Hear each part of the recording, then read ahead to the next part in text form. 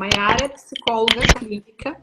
Ela é especialista em avaliação psicológica com formação em terapia cognitivo-comportamental, que é uma técnica, e terapia de aceitação e compromisso. Acredita, Maiara, que eu trabalhava contigo e não sabia Dessa desse formação? tipo de terapia, né? As pessoas falam bem assim, você sabe todos os tipos de terapia? Gente, terapia é uma infinidade de técnicas que existe, né? Mas eu achei Sim. forte, terapia de aceitação e compromisso. Uhum. E a Maiara atende tanto público adolescente quanto adultos, né? Então a gente vai conversar um pouquinho sobre emoções, né? E quanto que é difícil controlar a bendita das emoções. Uhum. Quer começar Sim, fazendo alguma fala, Má? sim.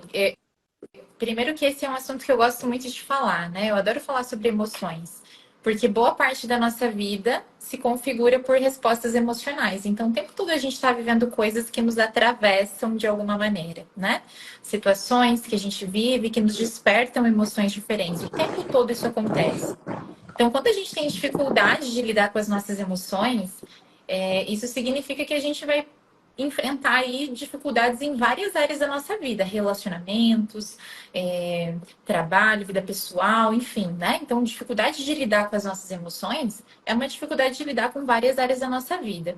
Então, é por isso que eu gosto muito de falar sobre as emoções, de pensar o papel das nossas emoções, como regular as nossas emoções, como lidar com elas, né? Na verdade, eu não gosto muito da palavra controle, de controlar as emoções, mas eu gosto de pensar nessa questão de lidar com elas, né? De entender o que elas estão fazendo ali e de como é que a gente pode lidar com elas de uma maneira melhor, sem causar muitos prejuízos, né? É o controle engraçado, né? Realmente, quando eu escolhi o tema da live, eu não prestei atenção nisso, né? Mas o excesso de controle pode ser uma emoção desfavorável, né? Enquanto Sim, mecanismo de defesa. isso.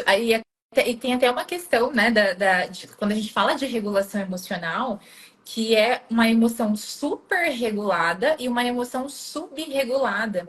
O que que é isso? Super regulada é aquela pessoa que não sente, sabe? Que não se afeta, que parece que nada não tá caindo no mundo, mas a pessoa não tá entrando em contato com aquilo. Isso também não é bom, né? Quanto mais a gente se esquiva de sentir das nossas emoções, isso também traz sofrimento. E aí a emoção subregulada, que é essa intensidade no sentir, né? Sente muito, sente de uma maneira muito intensa, tem uma dificuldade de voltar para um estado basal, né? Então, nem super e nem subregulada. A gente tem que encontrar o caminho do meio, né, Fran? Um equilíbrio. E o interessante, né, Mayara falando isso, primeira coisa que acho que a gente tem que falar para quem está em casa é que, gente, emoção é algo inato. Todos nascemos com elas, né? Então, como é que faz esse surgimento da emoção no ser humano? À medida que a gente vai crescendo ali no nosso meio, né? Tanto no sentido de influência genética, a gente já tenta fazer a comprovação, por exemplo, de quais áreas do cérebro são afetadas quando a gente está falando de emoções, tanto positivas quanto emoções negativas, né? Emoções que são funcionais e emoções disfuncionais. Então, cada vez a gente sabe que tem um componente genético, mas também tem um componente todo do ambiente, né? Dessa percepção. Eu gosto muito de usar um exemplo para os meus pacientes para sinalizar o que é essa emoção, porque as pessoas falam bem assim, nossa, mas por que que eu sinto dessa forma e o outro sente desse jeito, né? Por que que... E eu falo assim, olha, vamos supor que a gente tem todo mundo aí 4, 5 anos de idade. Somos crianças, estamos brincando, né, num lugar, e a gente está em três pessoas. Eu, você e mais uma outra pessoa. E aí essa terceira pessoa chega e fala bem assim, Maiara, eu quero que você vá brincar na minha casa e eu não quero que a Franciele vá por alguma razão. E aí, eu olho para essa cena, sendo a Franciele a criança lá de 4 anos, né? E nesse momento eu vou formar algum tipo de emoção. E essa formação de emoção, ela pode, muitas vezes, num momento tão pequenininho e tão determinante ali, já fazer toda a minha personalidade começar a ser formada. Então, baseada no que eu tenho de experiência, de entendimento sobre aquela situação que está acontecendo ali, eu vou olhar para aquela cena e vou falar: nossa, essas duas vão me pagar quando elas crescerem. Formei uma emoção negativa. Eu posso ficar no sentimento do, mas nossa, por que elas não me chamaram? é outra emoção. Ou, nossa, quando eu crescer, elas. Então, assim, é quase que inato. Quando a gente fala de emoção, a gente está falando de algo que tem um campo componente, um componente consciente, mas é extremamente inconsciente. Não é algo simples você conseguir evitar uma emoção. Uhum. Daí a importância de você poder nomear elas, e a gente só nomeia o que a gente conhece, né? A gente não vai. Ai, o que eu tô sentindo agora? Ah, calor. Como é que eu sei que isso é calor? Como é que isso pode, num sentido de uma emoção, eu preciso ter um reconhecimento, né, para poder lidar com ela.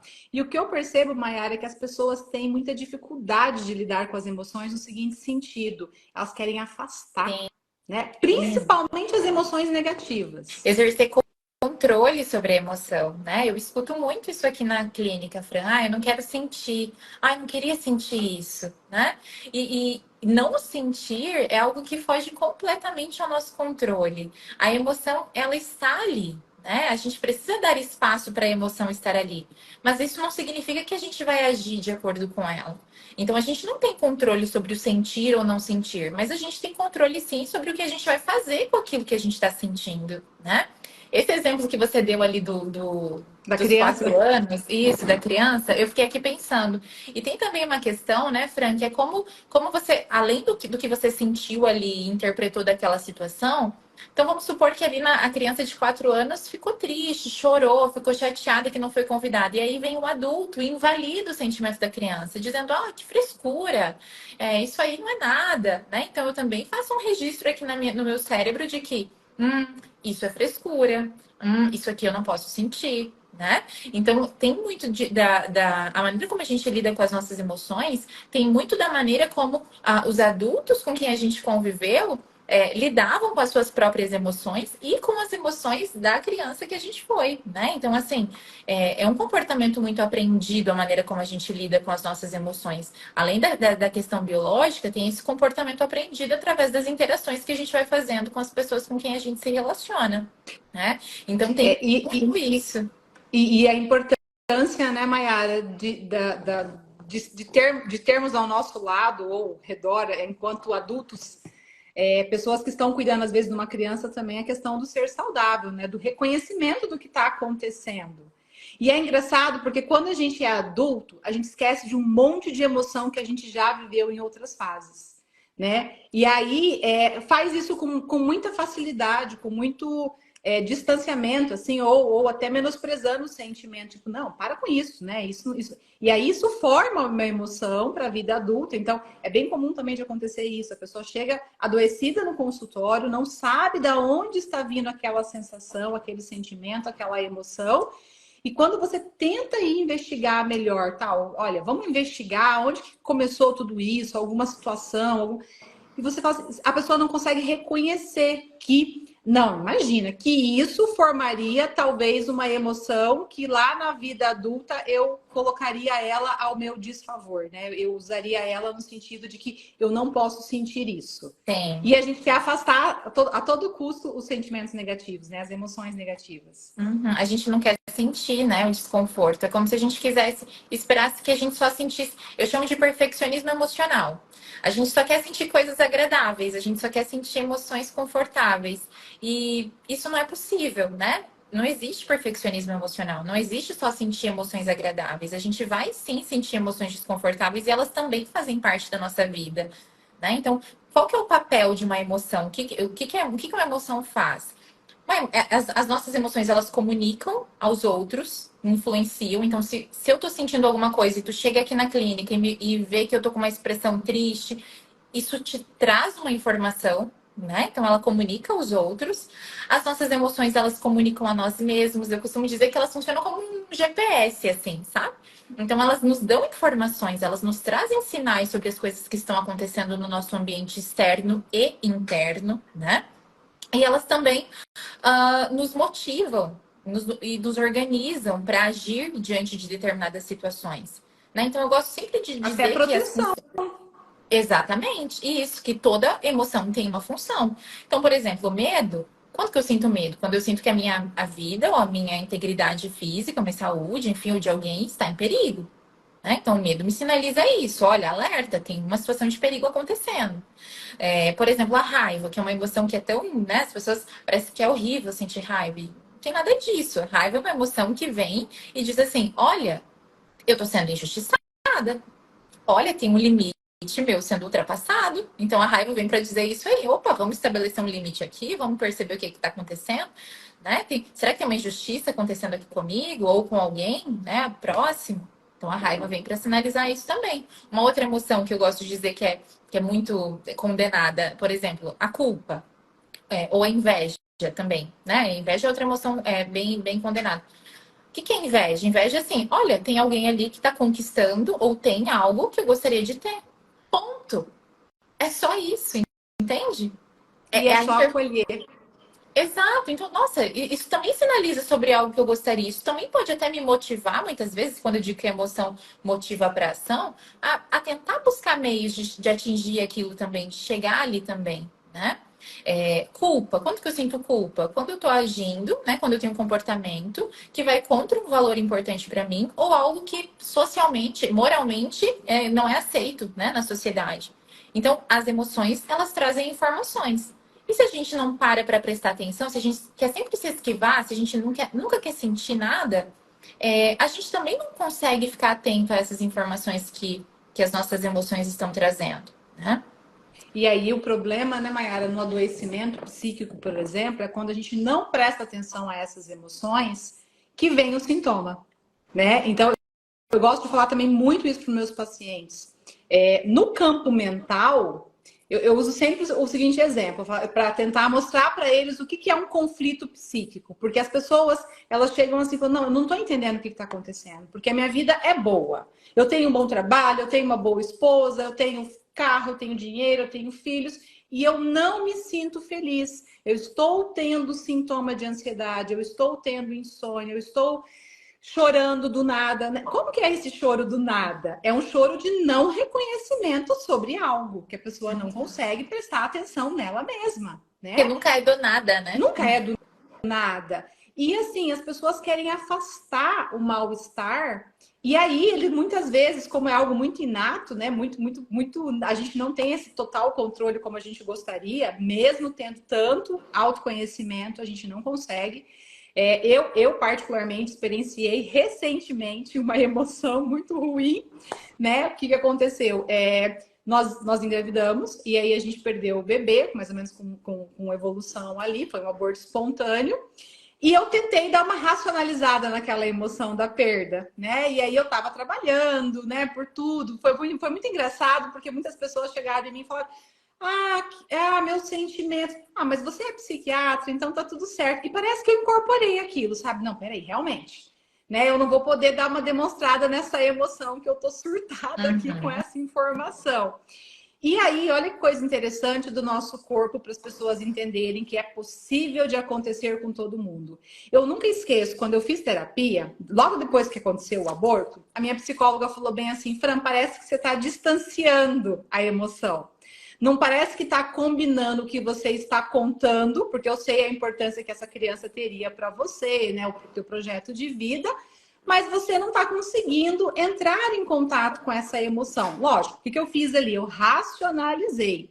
E aí, gente, eu acionei uma bendita de uma tripofobia, que é fobia de padrões semelhantes, e aquilo começou a me perturbar. Então, eu senti muito assim, ó, meu cérebro, meu corpo falando: você vai sentir essa perda, porque é passível, é possível, é necessário, enquanto ser humano, você passar por isso, né? E aí, aquilo vem para mostrar para a gente, assim, eu fico assim, gente, 20 anos de terapia, não sei, né? Técnicas diferentes, eu vejo, eu oriento as pessoas, como assim eu não tenho controle sobre os meus sentimentos, sobre as minhas emoções? Por quê? Não é tão simples assim, né? E a gente precisa parar, respirar, e a gente vive uma vida muito atribulada, né? De muita correria.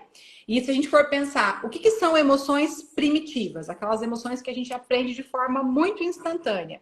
Nós estamos falando de sistema de recompensa, de emoção de recompensa, né? De gratificação, e emoção de punição, que a gente aprende quando a gente é pequenininho. E aí, no nosso desenvolver, O de punição, a gente cria vários mitos com essas emoções de punição, né? Isso não pode, isso é feio, isso Deus não quer. A gente vai usando várias outras influências para determinar isso como se fosse um freio para a gente. E gratificação é uma coisa que a gente tem usado muito e isso me preocupa. Por que usado muito? Própria rede social. O que faz? Sistema de recompensa. Quando a gente fala de emoção, é importante que a gente entenda que tem todo um circuito neurológico sendo acionado dentro do meu entendimento para que eu olhe para uma situação e sinta aquilo.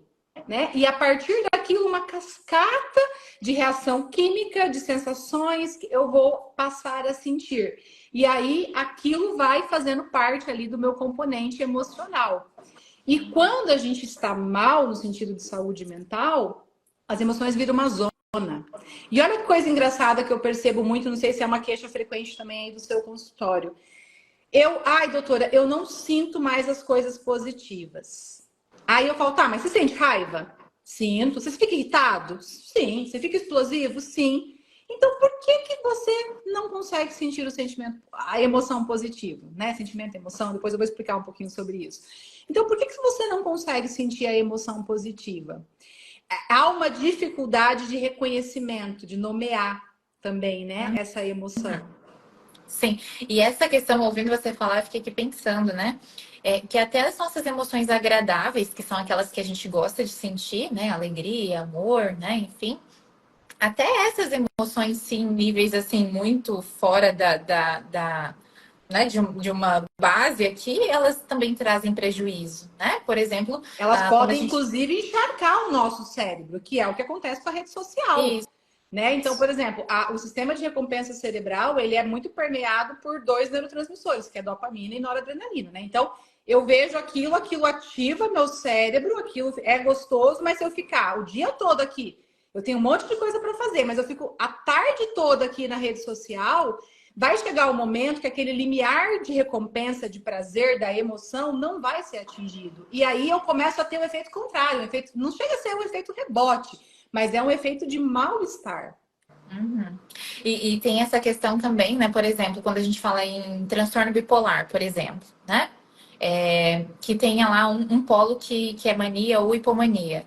Se a pessoa tá muito eufórica, se aquilo, assim, se a gente olha e não tem nada que justifique aquela alegria toda, então ali também tem um sofrimento, entende? Ali também tem um prejuízo. Então, nenhuma emoção, nem as agradáveis e nem as desagradáveis, em níveis muito intensos, vai ser bom. Então a gente precisa sempre tentar buscar esse olhar para quando que é ok sentir e quando que não tá ok sentir, né? Quando que tá ok, então, o que eu preciso de realmente sentir isso aqui e dar espaço para essa emoção? Quando essa emoção se justifica por alguma situação que tá acontecendo. Por Então, eu perdi exemplo, alguém, um eu tô luto. triste. Isso. Por Isso, exemplo, um né? luto. Eu perdi alguém. Eu estou triste, eu vou ficar triste, eu vou precisar abrir espaço para essa emoção estar ali, eu vou precisar sentir essa emoção até que eu comece, então, a elaborar aquilo, porque a tristeza também vai trazer esse processo, né? Me ajudar no processo de elaborar aquela perda, né? Então, ali, ok, tudo bem sentir. Agora, não tem nenhuma situação que justifica uma tristeza intensa, né? Um dia triste, dois, ok, tá bom. Mas há 2 semanas triste, não tem nada acontecendo que justifique essa emoção, aí tá, então tem alguma coisa acontecendo, preciso olhar para isso, né? Ou então, não tem nada que justifique uma euforia gigante que eu quero acordar e viver esse dia e fazer 1000 compras e comprar um carro novo, zero, entendeu? Não tem nada que justifica isso, mas eu tô sentindo essa euforia intensa. Aí, um sinal de alerta, eu também vou precisar olhar para isso.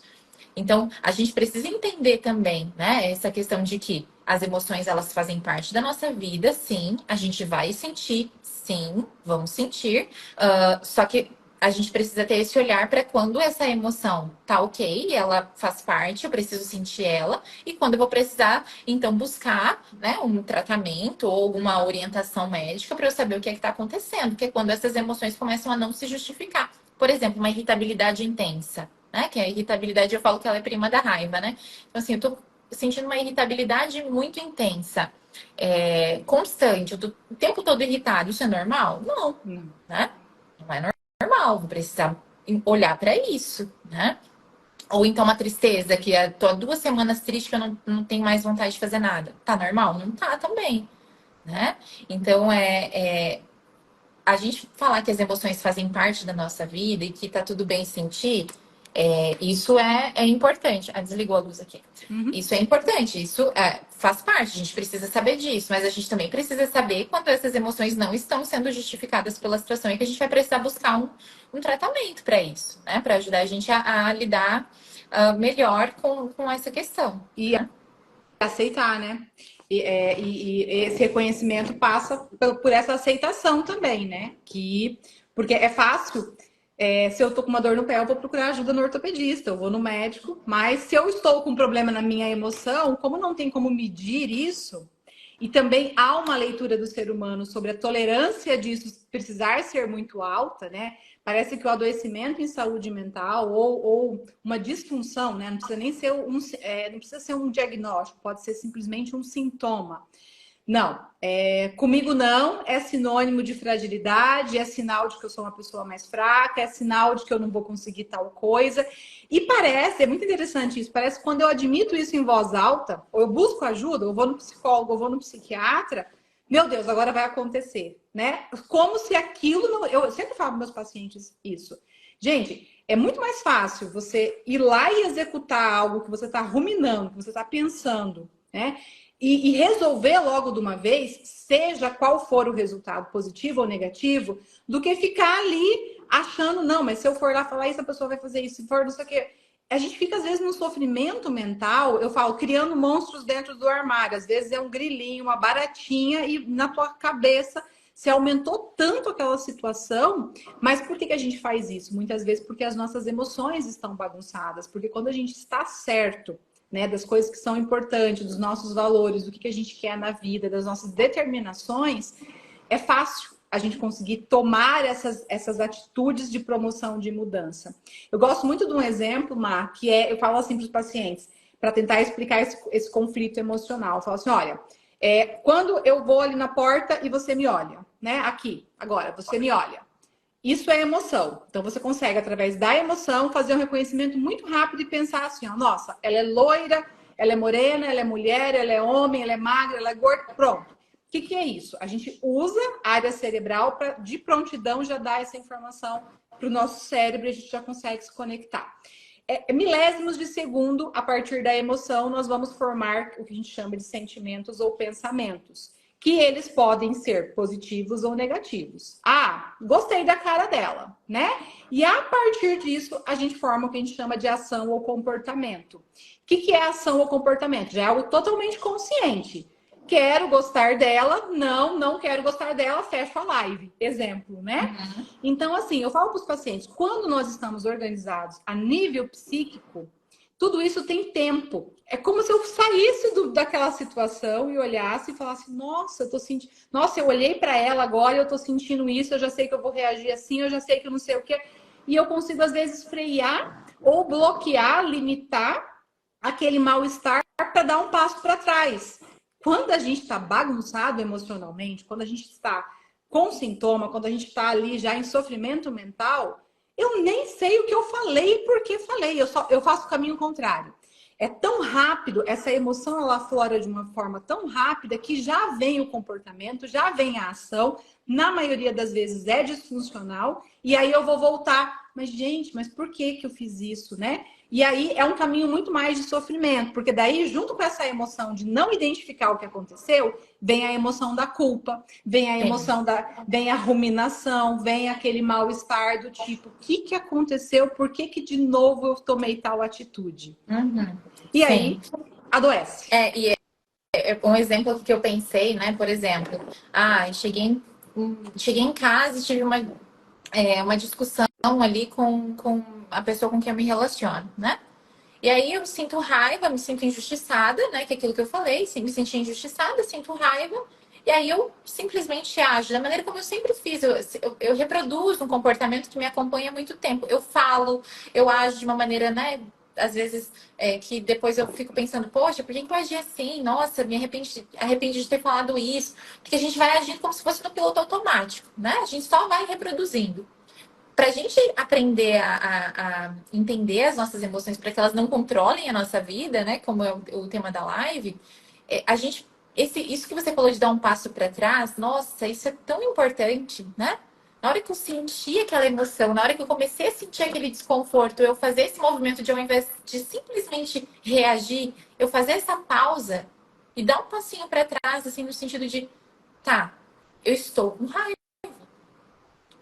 Por quê? Estou com raiva agora porque eu estou me sentindo injustiçada com essa situação. Isso, é responder pra gente mesmo, né? Isso Fazer essa é. identificação.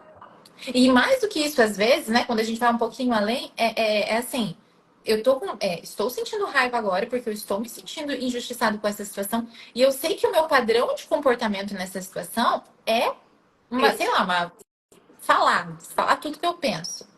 Né? E eu sei que isso não é legal pra mim, porque depois eu fico mal. Então, assim, eu converso aqui com os meus pensamentos. Eu não simplesmente ajo como sem pensar, sem saber o que eu tô fazendo, simplesmente por agir. Né? Então, eu faço esse movimento de parar, observar o que eu tô sentindo, identificar, dar um nome para aquilo que eu tô sentindo. Porque se eu tô sentindo raiva é diferente de eu estar sentindo tristeza. Se eu tô sentindo raiva é diferente de eu estar sentindo ansiedade. Então, eu dar um nome para aquilo que eu tô sentindo, né? Observar, tá, eu tô sentindo isso por causa disso, isso justifica a situação. Só que eu agir de acordo com o que eu tô sentindo agora me afasta do que é importante pra mim, né? Se eu agir de acordo com essa raiva aqui, eu tô me afastando do que é valoroso pra mim, né? Que às vezes, por exemplo, nesse exemplo que eu dei de relacionamento, é ter um relacionamento saudável.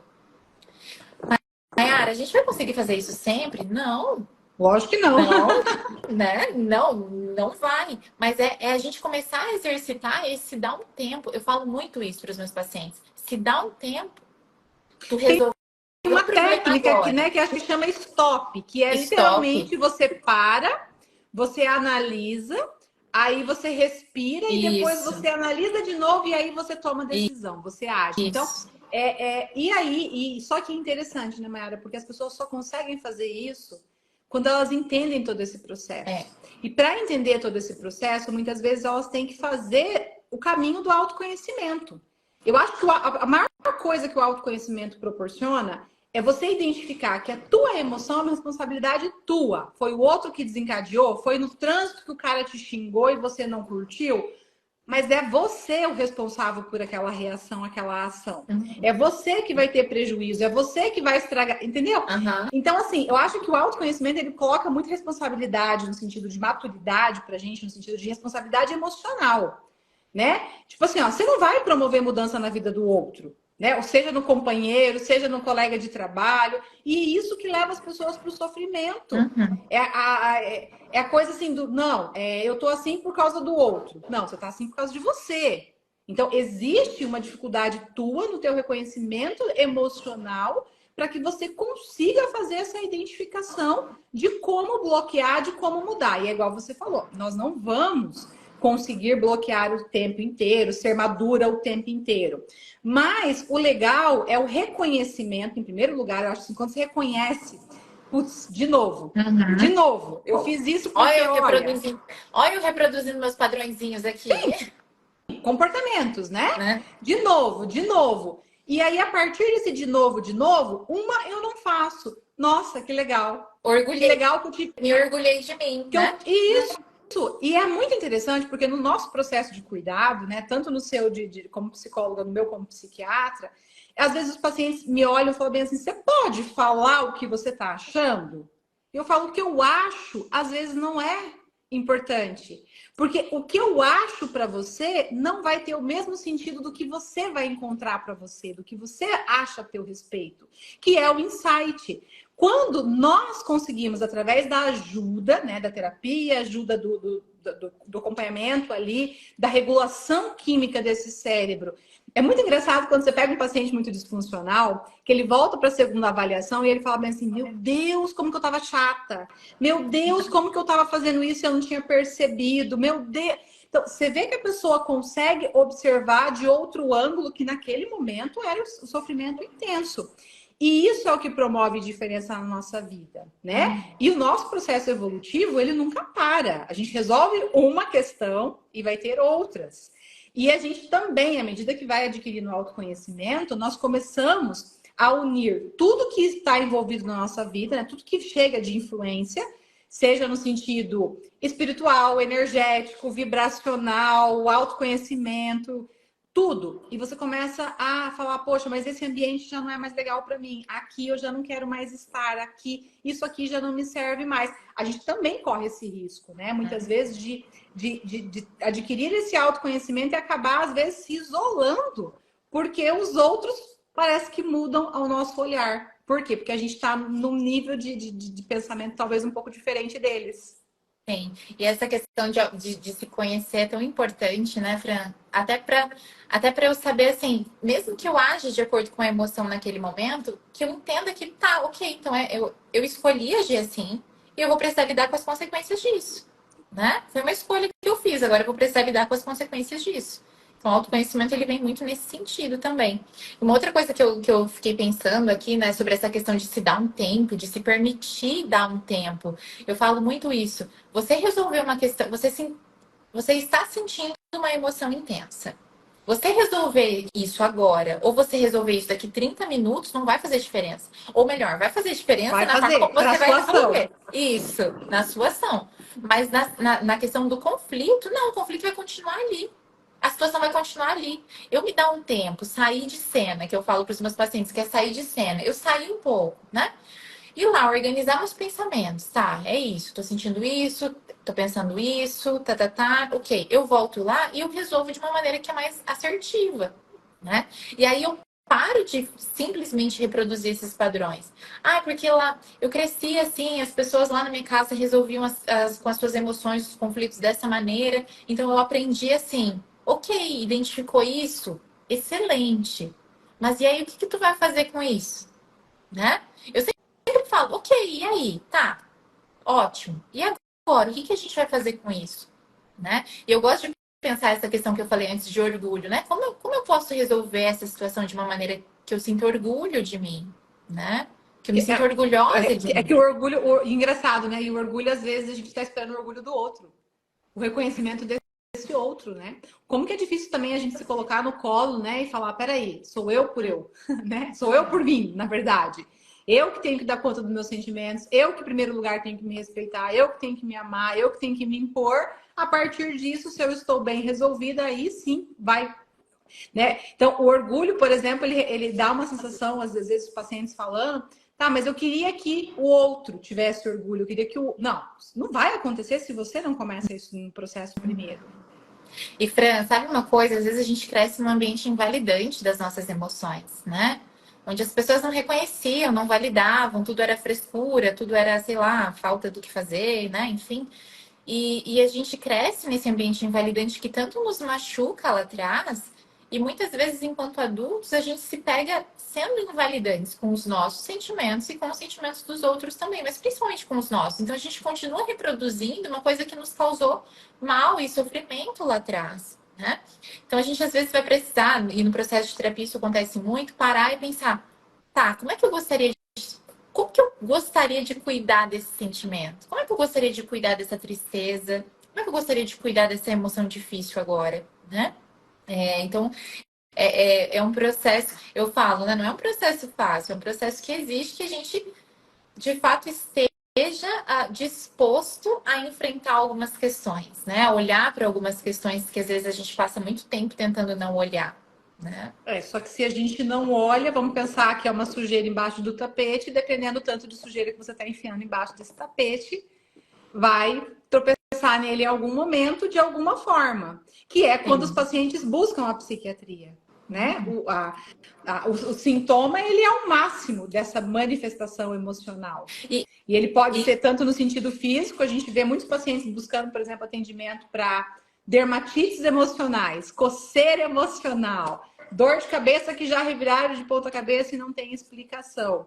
E aí, o que você precisa olhar com isso? Né? O que você precisa entender com isso? Assim, e não dá para a gente categorizar e falar, olha, todo mundo vai passar por isso um dia. O que a gente percebe são situações no mundo, de maneira geral, acontecendo, que cada vez mais estamos suscetíveis ao adoecimento. Cada vez mais estamos confusos com o que é emoções positivas e emoções negativas. E parece que a gente tem que ficar na emoção positiva. A gente tem que viver isso, né? Tem que todo mundo estar muito feliz o tempo inteiro. E o negativo, eu compartilho muito um material de psicoeducação com os meus pacientes, que é um videozinho lá da outra rede social vizinha, que tá escrito bem assim, ó, experimento do arroz, emoções, experimento do arroz, palavras têm poder, né?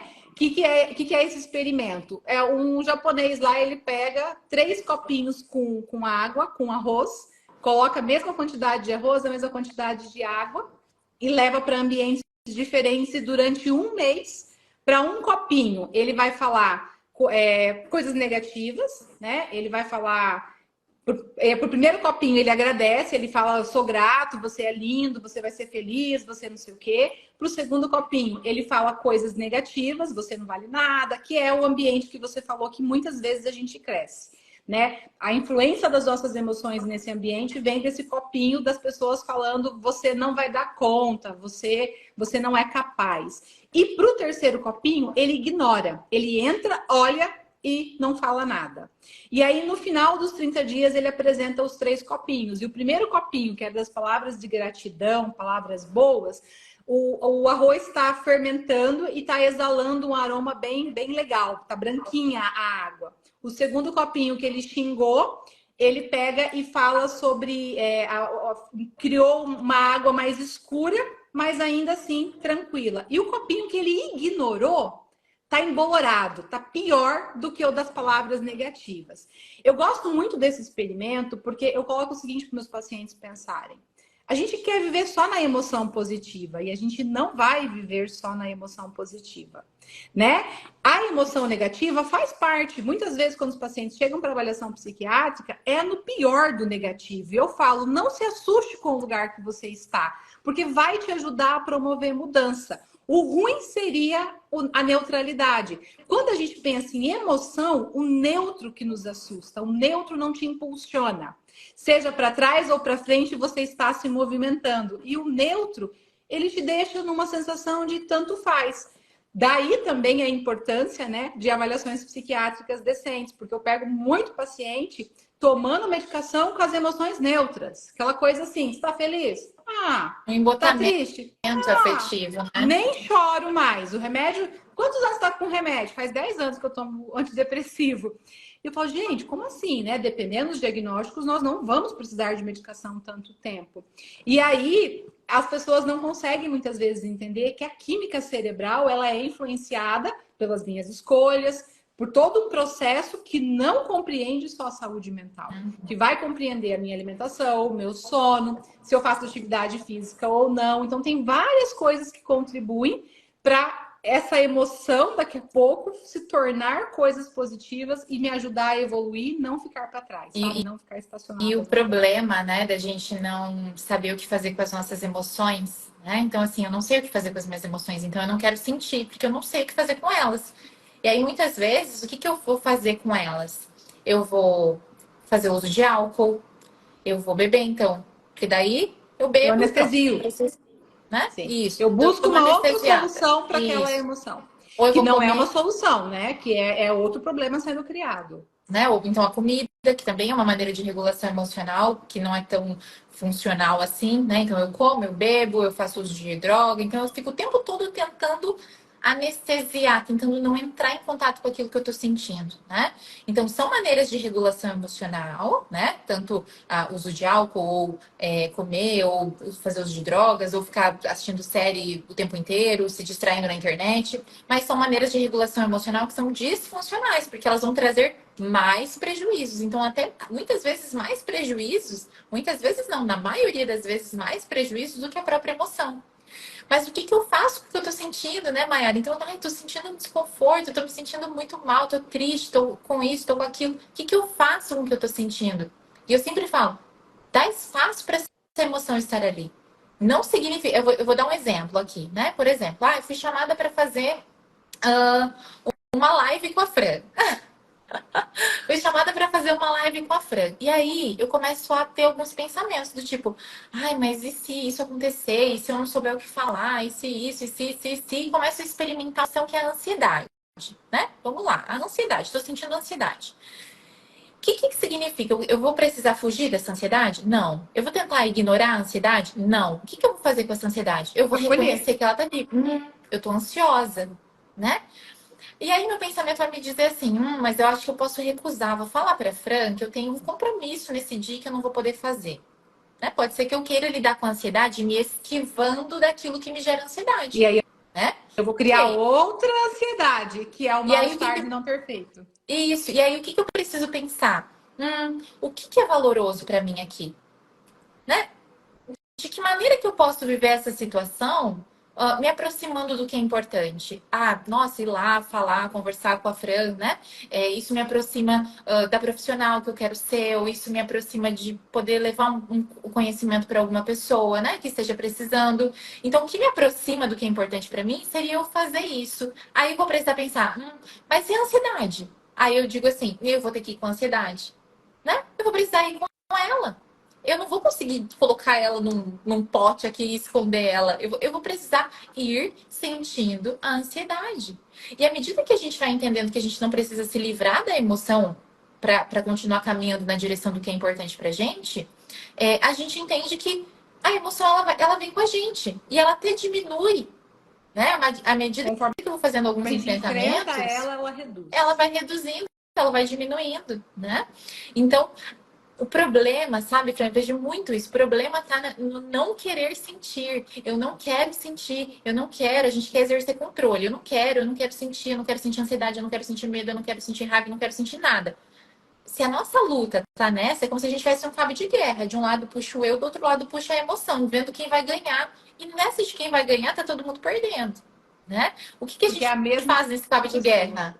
A gente solta a corda e a gente vai. Ok, é isso. Então, eu tô aqui, minha ansiedade está aqui, minha raiva, meu medo, e a gente vai seguir na direção do que é importante, né? Tô indo fazer uma prova.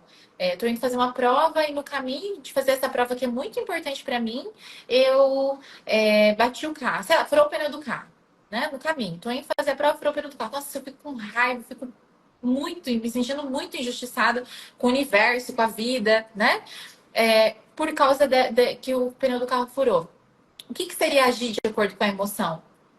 Me fusionar completamente com essa emoção e com esses pensamentos e não conseguir mais fazer nada, né? Não consegui fazer mais nada, porque eu fiquei imersa naquele sentimento que eu estava sentindo. O que seria caminhar na direção do que é importante para mim? Tá, o pneu furou. O que eu posso fazer? Tem como eu resolver isso aqui? Eu vou tentar resolver e eu vou precisar fazer essa prova. Nem que eu deixe meu carro aqui e eu vou ver esse pneu depois. Entende? Mas eu vou na direção do que é importante para mim, mesmo sentindo a emoção. A raiva vai embora? Não, ela vai estar ali. Só que eu continuo caminhando na direção do que é importante. Eu continuo me aproximando do que é valoroso. Em outras palavras, né, Mar? Eu também faço muito esse exemplo para os meus pacientes. Eu quero levantar e sentar do outro lado do sofá, né? O que eu tenho que fazer? Ter ação, ter foco. Beleza, qual o caminho que eu preciso perseguir? Eu vou levantar e vou. Aí eu começo a andar e sobe uma parede na minha frente. De acordo com o meu componente emotivo, eu posso olhar e falar: meu Deus, por que comigo? Né? E aí eu choro, eu sento e fico chorando, me vitimizando ali do tipo: meu Deus, e agora? Um exemplo muito parecido com o pneu do Tudo carro. eu. Ou eu dou um passo para trás e reavalio uma outra estratégia, ou eu tento pular, eu tento quebrar. Então, assim, enquanto estratégias de saúde mental, nós temos várias ferramentas ao nosso dispor emocional para a gente sair daquele mal-estar e sair da situação. E parece que tem gente que é acostumado a viver no caos, sabe? Parece que tem gente que reclama, mas volta para aquele lugar do mal-estar. Dá 2 passos para frente e 1 para trás e não sai do lugar. Por quê? Tem dificuldade de fazer esse reconhecimento emocional, tem dificuldade de colocar esse foco. Né? Eu faço muito essa pergunta para meus pacientes: qual que é o sentido da sua vida? As pessoas não conseguem responder. Né?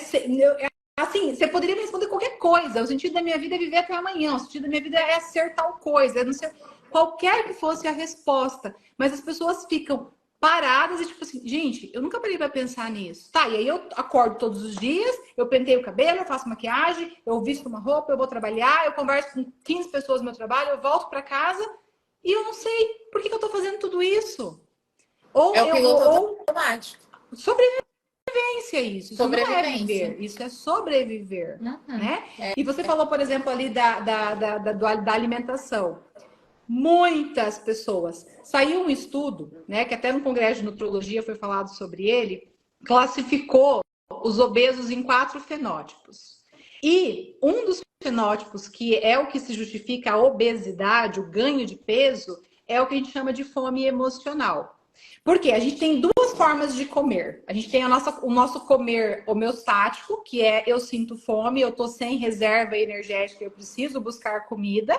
E nós temos o comer hedônico. O que é o comer hedônico? É regular a emoção na comida. E a gente, hoje em dia, faz muito isso. A gente regula a emoção na comida. Eu estou triste, eu mereço, eu vou pedir um lanche. Eu Tô estou feliz, feliz. vamos comemorar comendo tal coisa. Vamos gastar naquele restaurante mais caro.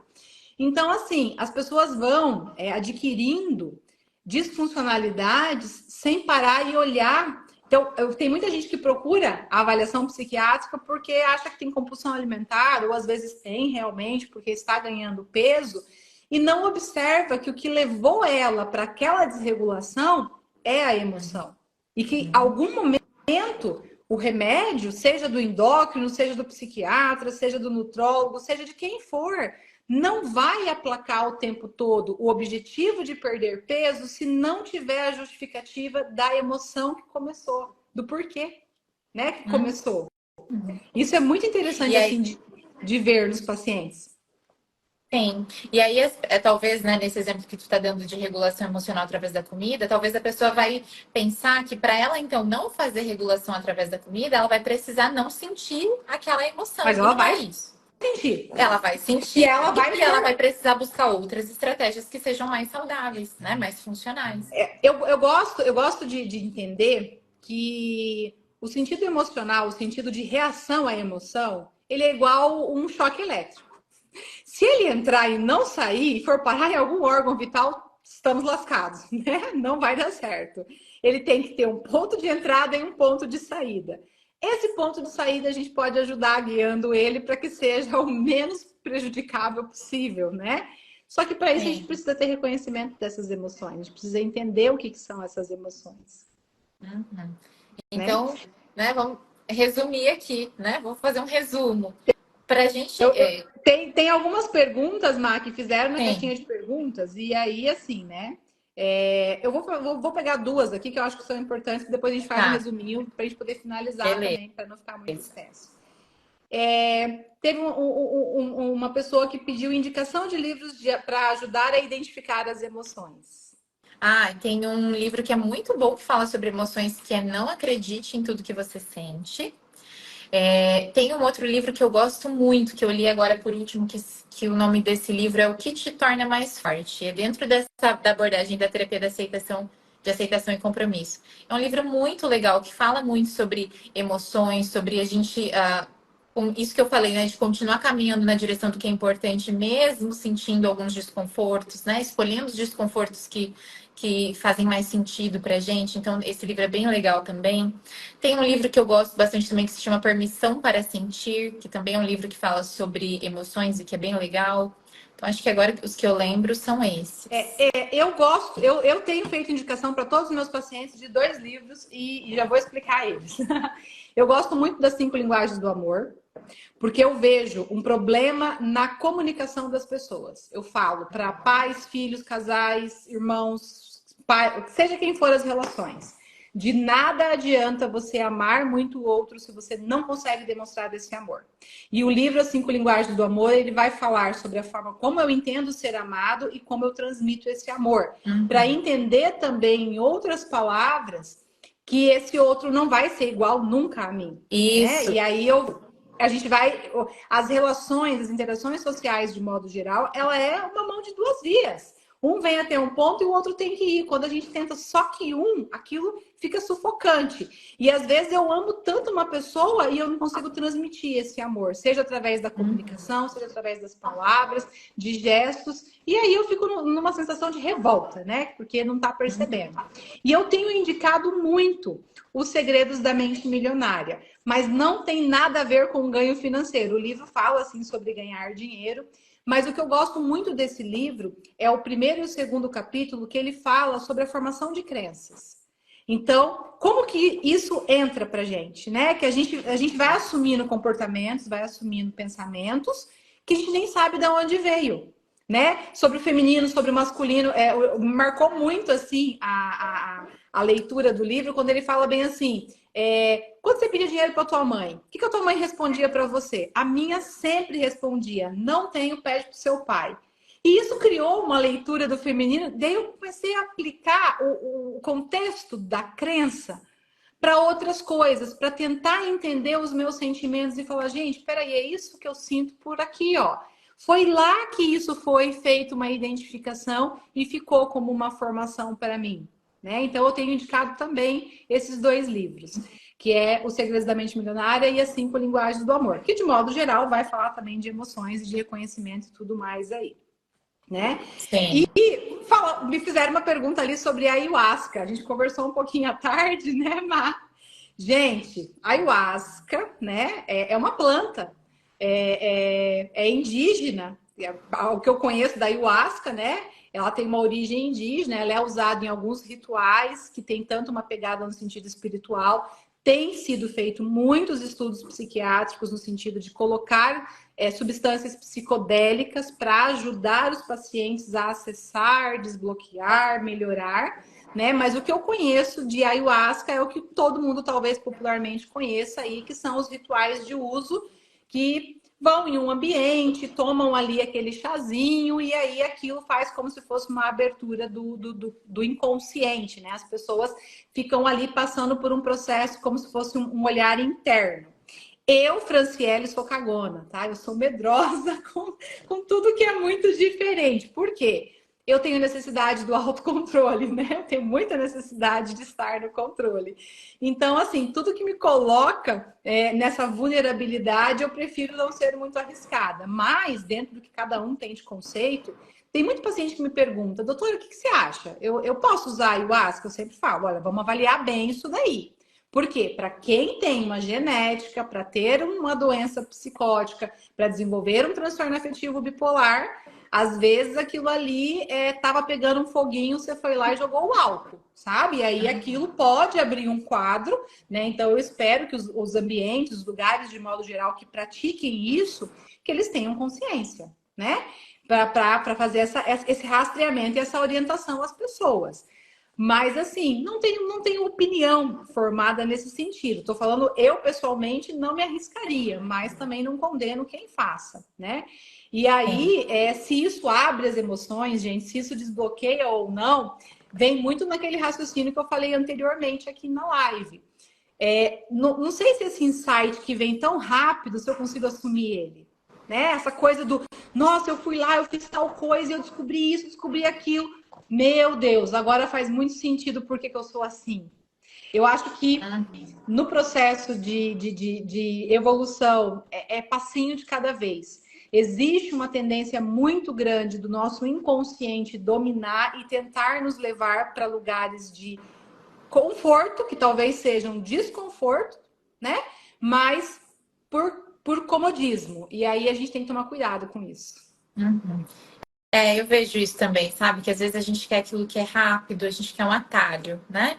Então eu também tenho uma opinião assim. Não, eu acho que não é tratamento para nada, né? Não trata. Quando a gente fala em transtorno mental, acho que a gente precisa ainda mais ter um cuidado com relação a isso, no sentido de que, como você falou, né? Se a pessoa tem uma predisposição genética a desenvolver alguma coisa, isso pode ser um potencializador disso, né? Então, acho que tem que ter muito cuidado, né, com relação a isso. E o que desbloqueia as nossas emoções, né? O que destrava as nossas emoções? Eu brinco assim, é a gente sentar com elas, entendeu? É a gente começar a olhar para elas, a gente, ao invés de ficar na esquiva, né, nesse protetor desligado, e a gente então tá, é isso, vamos encarar isso aí, vamos ver o que acontece, né? Então, às vezes a gente fica buscando esses atalhos, coisas, né, que vão ser mirabolantes e vão descobrir coisas. E, preciso ter um cuidado, né? Quando a gente fala de saúde mental, eu acho que eu sempre tenho um pé atrás com quando a gente fala em saúde mental, porque eu acho que é uma coisa tão delicada, né?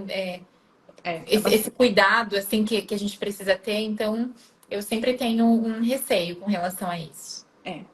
Mas assim, gente, em resumo, foi isso o nosso papo aqui, né? Mas quer fazer suas considerações finais, depois eu vou fazer a finalizaçãozinha também, mas. Sim, vou só fazer um fechamento aqui, né, disso que a gente falou.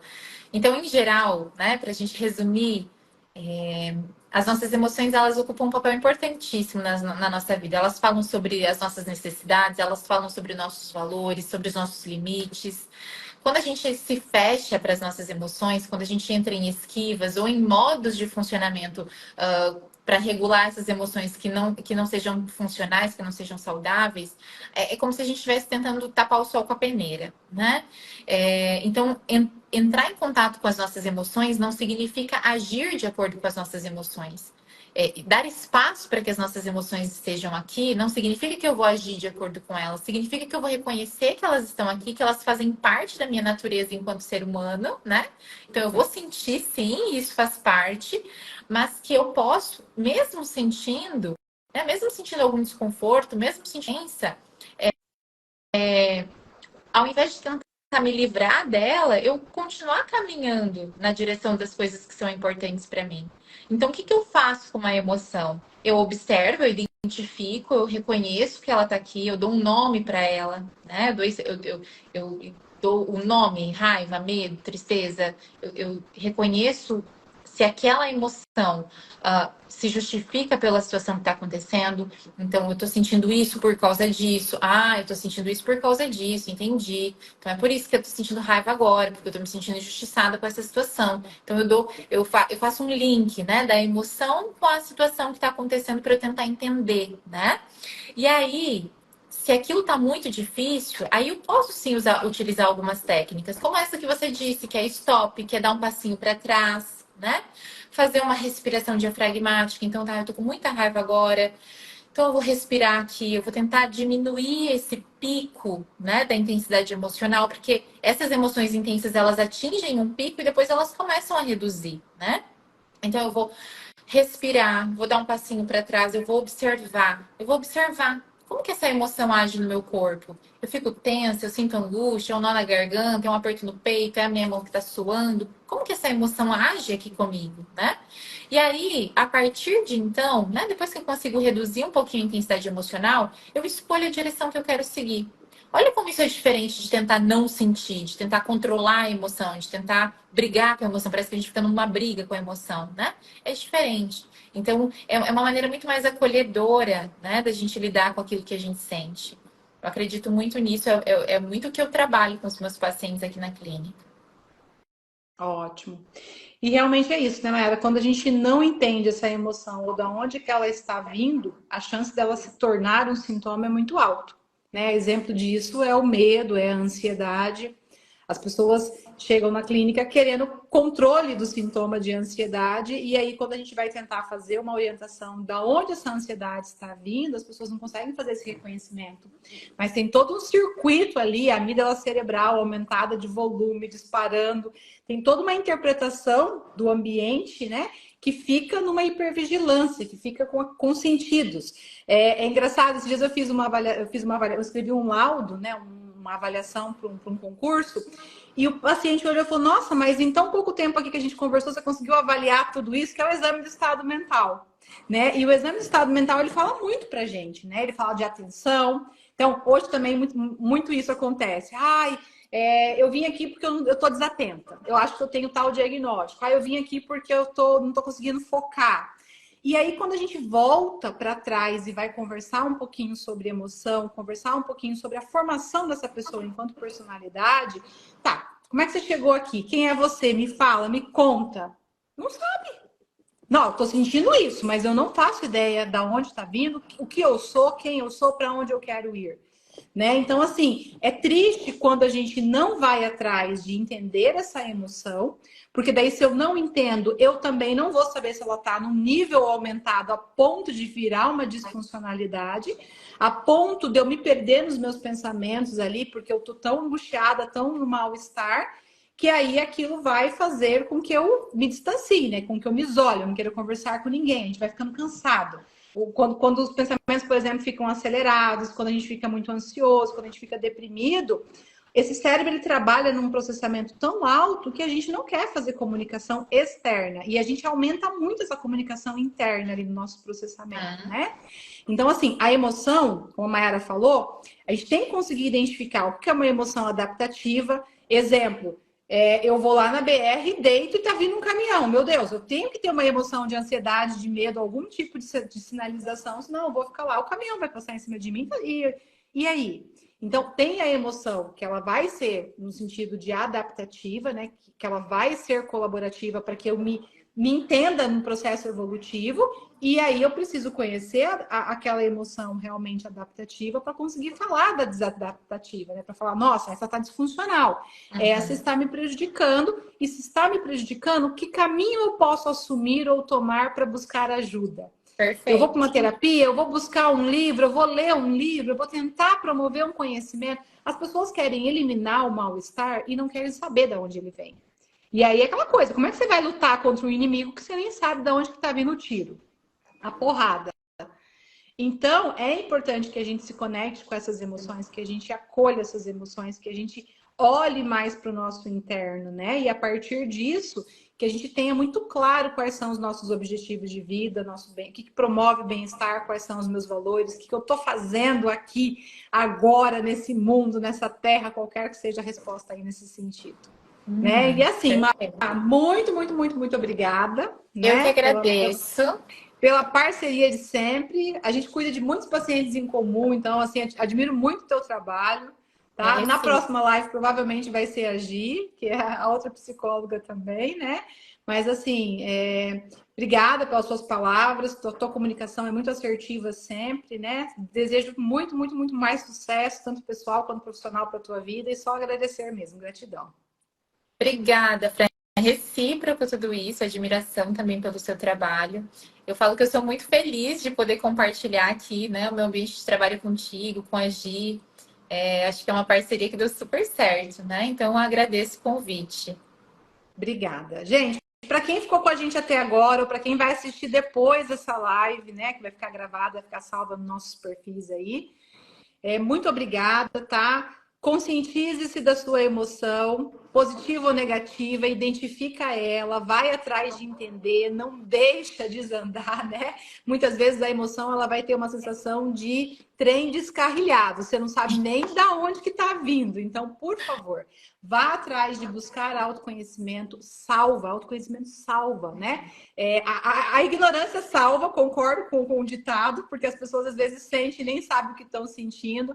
Mas hoje em dia, com tanto acesso à informação, é triste ver as pessoas adoecendo por não conseguir entender as suas emoções, né? Que vai acontecer a qualquer... Você querendo, não querendo, autorizando ou não autorizando, ela vai acontecer. Então, por favor, que as suas emoções sejam cada vez mais positivas e que você faça a diferença para você. Um beijo bem grande a todos que ficaram por aqui. Mayara, mais uma vez, obrigada. Beijo, tudo de bom, gente. Obrigada. Felicidade sempre.